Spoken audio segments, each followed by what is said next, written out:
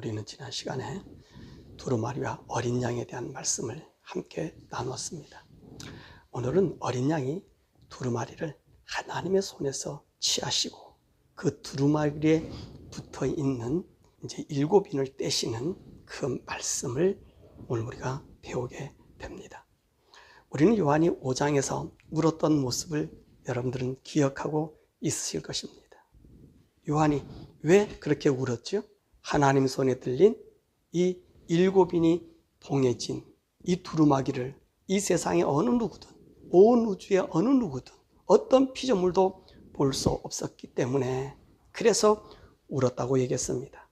그런데 어느 분이 그 두루마기를 펼 수 있다 그랬어요?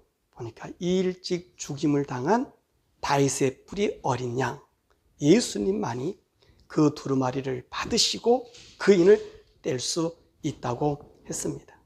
그러면 왜 이렇게 두루마리 그 인을 떼는 것이 그렇게도 중요했었을까요? 그것은 다름이 아니라 하나님께서 마지막 때에 우리 성도들을 데리러 오시려고 하는 그 비밀스러운 일들이 거기에 있기 때문에 그렇습니다. 그리고 이 7인을 떼는 순간 우리 성도들을 데리러 오시는 우리 예수님의 비밀이 거기에 담겨져 있기 때문에 바로 그런 것입니다. 그러므로 이 7인을 떼는 것은 우리 예수님이 오시는 신우탄인과 동시에 이 땅의 마지막에 있을 한 일에 바로 7년 대환란의 징조를 알 수 있기 때문인 것입니다. 우리 성도들의 바람이 무엇이죠? 여러분, 그것은 우리 예수님의 재림입니다. 우리 믿음의 완성도 어디서 이루어지죠? 우리 예수님의 재림에서 이루어집니다. 뿐만 아니라 우리 믿음의 모든 결승선은요, 바로 우리 예수님의 재림이라고 하는 사실입니다. 이 예수님의 재림으로 인하여 우리의 믿음이 온전함을 알게 되고요, 예수님이 우리를 위해 죽으신 하나님이시며 그분이 우리를 창조하셨고 모든 만물을 창조하신 하나님이 이심을 나타내는 그 시간이 바로 이 재림의 시간인 것입니다. 그래서 오늘 우리 믿음의 사람은 이 재림을 고대하는 거예요. 자, 그러면 이 7인에 대한 비밀에 대해서 오늘 함께 알아보는 시간을 갖겠습니다. 우리는 이 7인이 되어질 때 보좌 주위에 있는 네 생물이 외치는 소리를 들어요. 뭐라고 외치죠? 오라, 그렇게 외쳐요. 왜 오라 했을까요? 누구를 오라 하는 거예요? 요한에게 오라 하는 거예요. 그러면서 이 요한에게 이 인을 띄는 그 사건을 보여주면서 그 속에 담겨진 것을 오늘 성도들에게 알려줘야 하기 때문에 오라, 와서 그 두루마리 속에 있는 이 일들을 보라고 말씀하고 계십니다. 그래서 예수님 손에서 떼어진 인으로 인하여 이 두루마리의 비밀, 하나님의 계획을 알게 되는 것입니다. 그럼 이 첫 번째 인을 떼니 어떤 일이 있었을까요? 이전에 말씀 보니까 이에 내가 보니 흰 말이 있는데 그 탄자가 활을 가졌고 멸관을 받고 나가서 이기고 또 이기려고 하더라. 이 말씀이 무엇을 의미할까요? 어떤 분들은 여기서 흰 말을 타신 분이 예수님이시다, 그렇게 말씀하십니다. 그들이 근거를 두는 것이 계시록 19장 11절에서 16절의 말씀으로 생각합니다. 그리고 이분들은 흰 말을 타신 분 하면 모든 흰 말을 예수님으로 생각해서 말하는 것이지요. 그래서 우리 예수님이 백마를 타시고 싸움하시고 또 승리하고 또 승리하려고 한다는 것입니다. 그게 아닙니다. 그게 아니에요. 요한계시록 19장 11절과 16절의 말씀은 천년왕국 전에 성도는 예수님과 함께 공중에서 혼인잔치를 하고 있을 때 후 3년 반에 대접재앙이 내리실 때에 저들을 심판하는 모습을 담고 있는 거예요. 그래서 본문 15절에서 17절의 말씀 보니까 땅의 임금들과 왕족들과 장군들과 부자들과 강한 자들과 모든 종과 자유인이 굴과 산들의 바위 틈에 숨어 산들과 바위에게 말하되 우리 위에 떨어져 보좌에 앉으신 이의 얼굴에서와 그 어린 양의 진노에서 우리를 가리라. 그들의 진노의 날이 이르렀으니 누가 능히 서리요. 그렇게 말씀하고 있는 거예요. 이거는 바로 대접재앙으로, 그리고 우리 주님이 지상에 강림하실 때, 천년왕국을 이 땅에 세울 때 믿지 않는 자들을 다 징벌하는 그 징조를 말하고 있는 것입니다. 그래서 오늘 우리 예수님이 흰말 타신 분이 아닙니다. 또 어떤 이들은 복음이 땅 끝까지 전파되는 모습이다라고 얘기합니다. 그것도 아닙니다. 그러면 이 흰말 탄 사람은 누구겠습니까? 우리는 이 흰말에 대해서 살펴보아야 합니다. 흰말을 탄 사람은 전쟁에서 승리한 영웅이 대접받기 위해서 흰말을 타고 입성하는 영광입니다. 오늘 본문에 흰말을 탄 자가 무엇을 가졌다 그랬어요? 활을 가졌고 면류관을 받고 나가서 이기고 또 이기려고 하더라 라고 말하고 있는 거예요. 그러므로 이 흰말을 탄 사람은 마지막 시대에 전쟁을 준비하는 나라들임을 말하고 있는 것입니다. 모든 나라들이 이 전쟁을 준비하고 자기들이 승리하려고 싸움을 벌이는 거예요. 오늘날 우리는요, 그 정점에 서 있습니다. 무슨 말이냐면 이번 우크라이나 전쟁이 그 시발점이 될 수 있습니다. 세계는 지금 군비 확장과 군수물자 수출과 수입에 열을 올리고 있습니다. 이 독일과 일본이 2차 대전의 전범으로서 무기 수출이 자유롭지 못했어요. 근데 일본이 이제는 무기를 자유롭게 수출할 수 있는 나라가 되었습니다. 그뿐만 아니라 한국도 많은 무기를 지금 수출하고 있습니다. 모든 세계 나라들이 무기를 생산하고 무기를 수입하는 양상으로 바뀌어졌어요. 그래서 이 시대 모두가 흰말을 타고 활을 가지고 면류관을 쓰고 전장에서 승리하기로 마음을 먹고 있는 것입니다. 더욱이 우크라이나 전쟁으로 통해서 분명해진 사실이 있습니다. 그것은 무엇이냐면 느부갓네살이 꿈을 꾼 신상에 두 다리와 연결된 10발가락의 마지막 시대인 것입니다. 이 두 다리가 어디라 그랬습니까? 이것이 바로 로마입니다. 로마예요. 이 로마의 영향 아래에 있는 10발가락의 시대, 열국의 시대인 것이. 그러면 이 두 발에 10발가락입니다. 그러면 각 발에 5발가락 있는 거 아니에요? 그렇지요? 이것이요, 너무나 정확한 것이 한쪽 발, 앵글로 섹슨이 주도하는 서로마 제국과 러시아가 주도하는 동로마 제국의 분쟁이 지금 우크라이나의 전쟁이에요. 이 종교를 보면 서로마 제국은 기독교예요. 동로마 제국은 그리스 종교와 동방 종교의 싸움의 양상으로 지금 세력이 직결되고 있어요. 제가 여러분들이 드린 지도를 보세요. 거기에 동서로마 제국에 대한 이야기 있고요. 세계 지도가 있어요.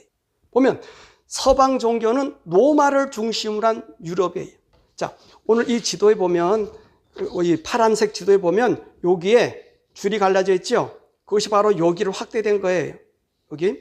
여기가 동서로마 제국을 이야기하고 있는 것입니다. 그러니까 서방 종교는 로마를 중심으로 한 유럽을, 동방 종교는 러시아와 터키와 시리아와 이집트를 연대하고 있다는 거예요. 더욱이 서방 종교는 해양 세력으로 영국과 미국을 중심으로 한 유럽 연합과 일본과 호주로 연결하는 세력이라면 동방 종교는 대륙의 세력이에요.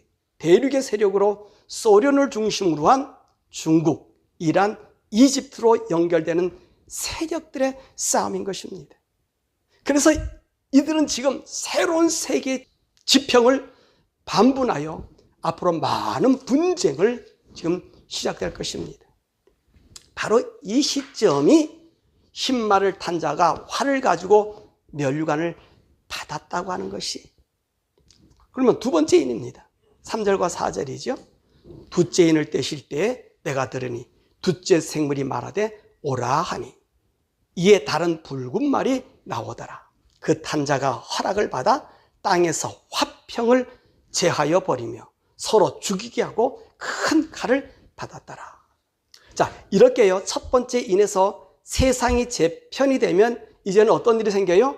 이제 전쟁들이 시작한다는 말이에요. 오늘 둘째 인에서는 어떤 일이 있습니까? 붉은 말이 나왔다 그래요. 이 붉은 말은 뭘 상징하지요?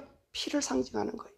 이 나라들이 서로 그들의 큰 칼을 휘두르게 되는 것입니다.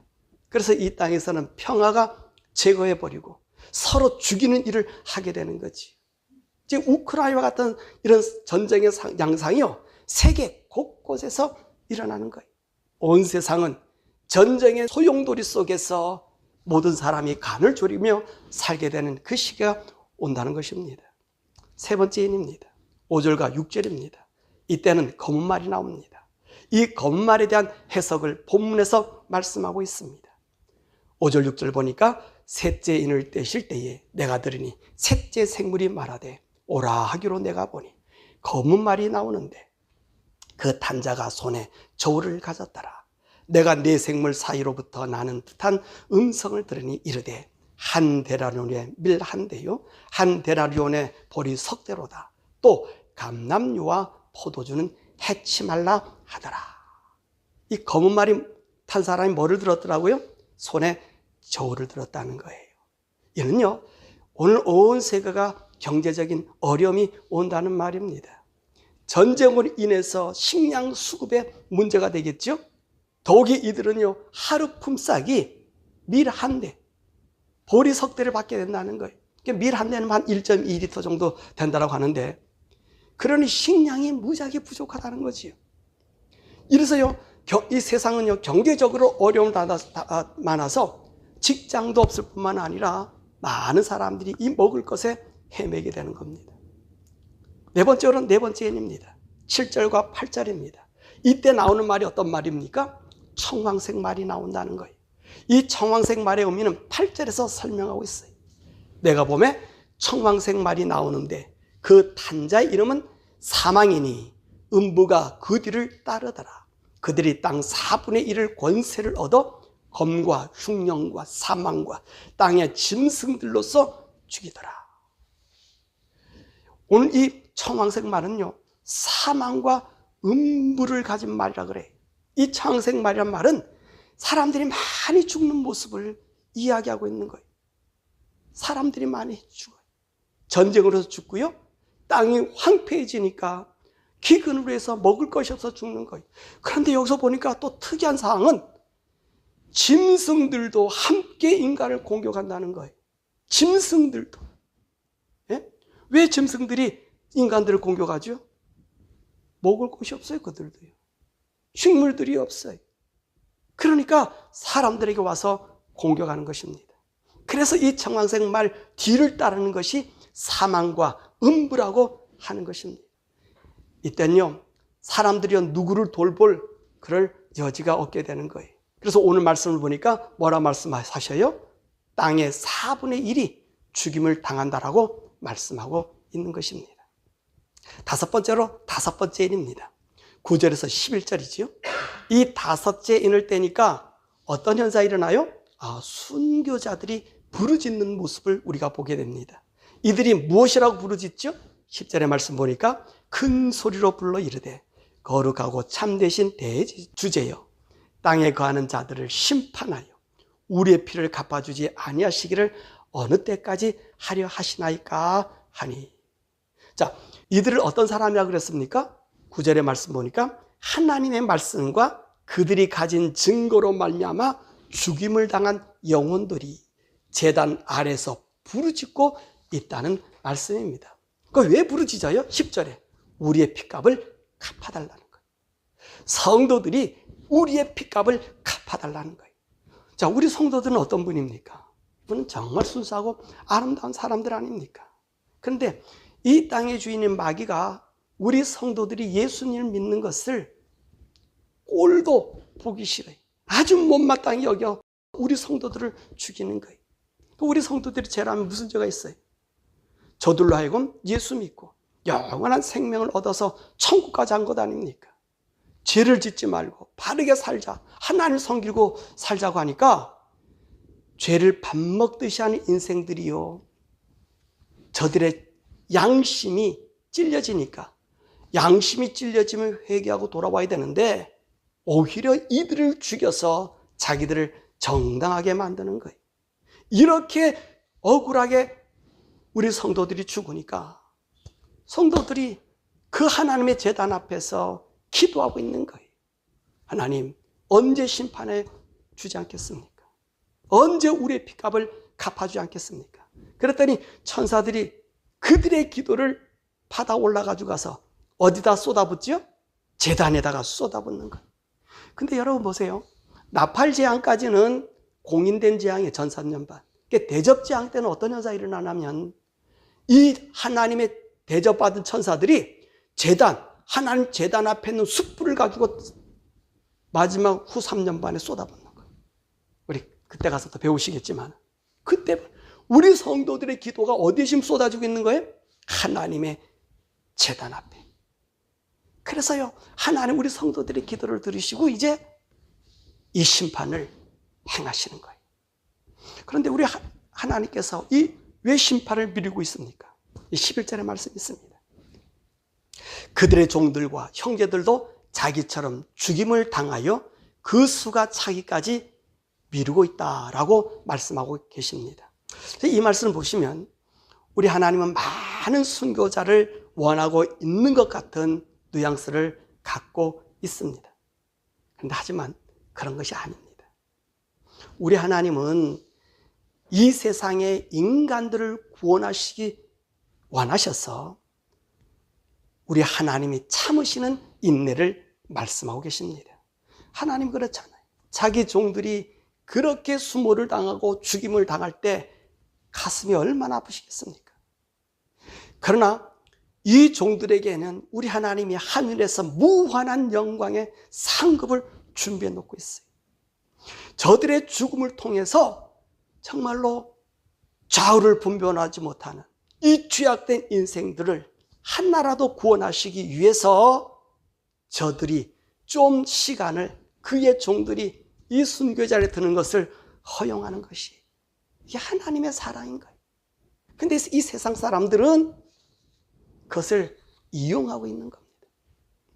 또한 이들 순교자들에게 우리 주님 무엇을 준비하였다가 주십니까? 11절의 말씀 보니까 흰 두루마기를 주시며 잠시 동안 쉬어라 라고 말씀하십니다. 이 흰 두루마기가 뭐죠? 이것은 흰 옷이에요. 자, 두루마리는 책이고 두루마기는 옷이에요. 세마포 옷입니다. 왜 우리 주님께서 이 세마포 옷을 주실까요? 이것은요, 우리 예수님이 재림하실 때 신부들이 입는 예복입니다. 그래서 우리 주님이 예복을 주면서 조금만 기다려. 너가 조금만 기다리면 나와 함께 이 혼인잔치에 참여할 거야 라고 하시면서 그들을 위로하시면서 이 예복을 저들에게 주고 있는 거예요. 자, 그러면 여섯째 인입니다. 12절과 17절의 말씀이, 이 여섯째는 하늘의 권능, 즉 우주의 재앙을 보여주고 있습니다.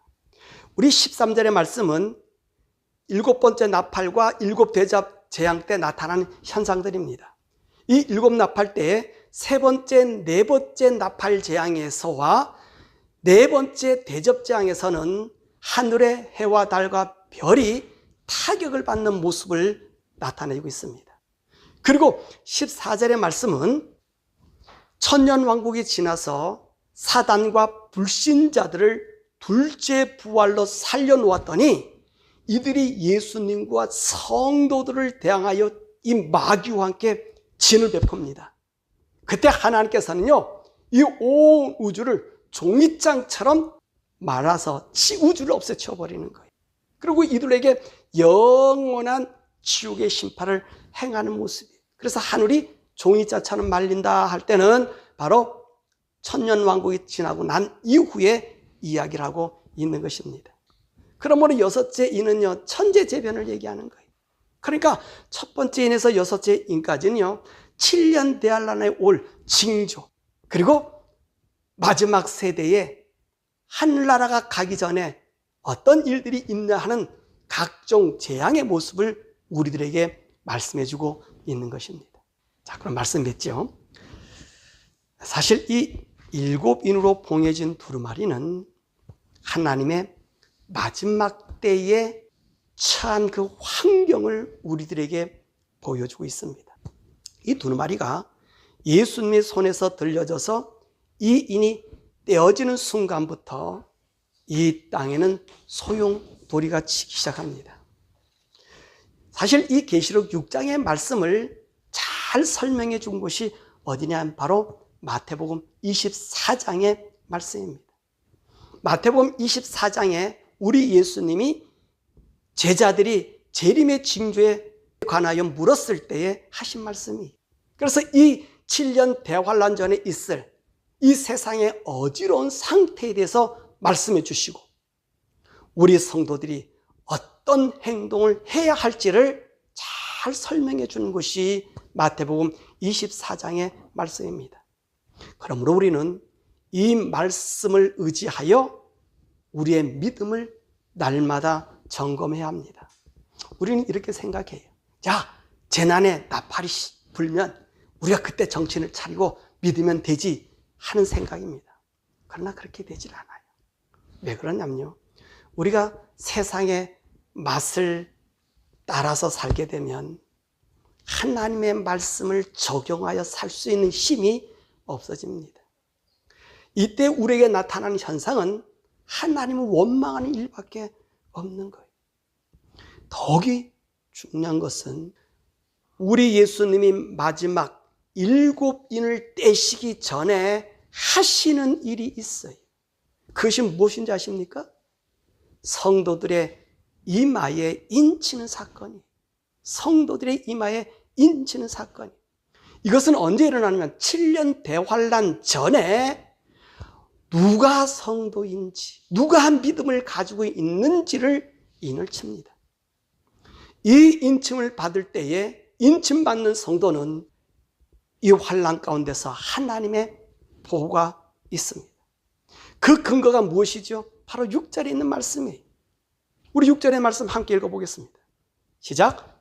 내가 내 생물 사이로부터 나는 듯한 음성을 들으니 이르되 한 대라논에 밀 한 대요 한 대라논에 보리 석 대로다. 또 감람류와 포도주는 해치지 말라 하더라. 여기 보세요. 그 어려운 환난 중에 먹고 사는 문제가 너무너무 힘들다는 거예요. 그런데 주님은 뭐라고 말씀하셔요? 감람류와 포도주는 해하지 말라라고 말하고 있습니다.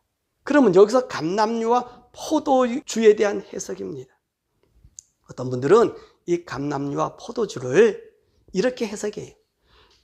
보리도 못 사고 밀도 못 사는 판에 무슨 감람류와 그리고 포도주를 사겠느냐, 그만큼 절박하다라는 의미라는 거예요. 그런데 말입니다, 저는 다른 견해를 갖고 있어요.